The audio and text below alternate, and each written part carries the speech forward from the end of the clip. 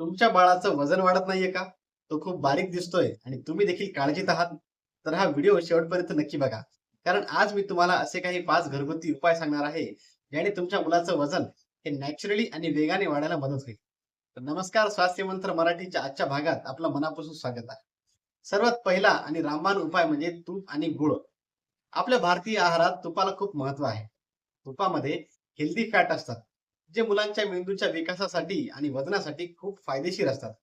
तुम्ही मुलांच्या वरण भातामध्ये किंवा चपातीला लावून शुद्ध गाईचं तूप देऊ शकता.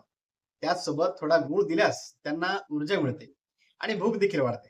लक्षात ठेवा, रोजच्या आहारात किमान 1 ते 2 चमचे तूप बाळाला नक्की द्या. दुसरा उपाय म्हणजे केळी आणि दूध. जर तुमचं मूल 6 महिन्यापेक्षा मोठं असेल, तर तुम्ही त्याला केळी स्मॅश करून देऊ शकता. केळीमध्ये भरपूर प्रमाणामध्ये पोटॅशियम, कार्बोहायड्रेट आणि फायबर्स असतात. वजन वाढवण्यासाठी केळ्यांच्या शेक किंवा दुधामध्ये केळी कुस्करून दिल्यास त्याचा रिझल्ट खूप लवकर दिसतो. दिवसातून एकदा तरी केळी बाळाला नक्की खायला द्या.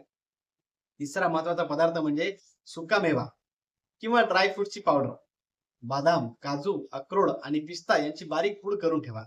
ही पावडर तुम्ही बाळाच्या दुधात किंवा शिऱ्यामध्ये मिसळून देऊ शकता. ड्राय फ्रुट्स मध्ये प्रथिने आणि फॅट्स भरपूर असतात, ज्यामुळे मुलांच्या शरीराला ताकद मिळते आणि वजन वाढण्यास मदत होते. चौथा उपाय आहे उकडलेला बटाटा आणि रताळे. बटाट्यामध्ये कॉम्प्लेक्स कार्बोहायड्रेट असतात, जे वजन वाढवण्यासाठी सर्वोत्तम मानले जातात. तुम्ही बटाटा उकडून त्यात थोडंसं मीठ आणि तूप घालून बाळाला देऊ शकता. तसेच रताळे सुद्धा नॅचरली गोड आणि पौष्टिक असतात, त्यामुळे मुलं ते आवडीने खातात. पाचवा आणि शेवटचा उपाय म्हणजे नाचणीची खीर किंवा सत्व.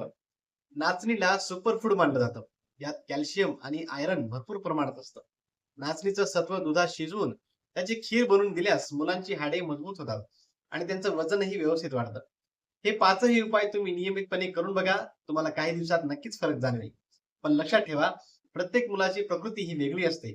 त्यामुळे कोणताही मोठा बदल करण्यापूर्वी आपल्या डॉक्टरांचा सल्ला नक्की घ्या.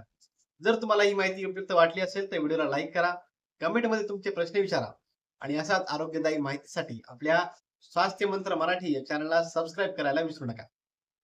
धन्यवाद.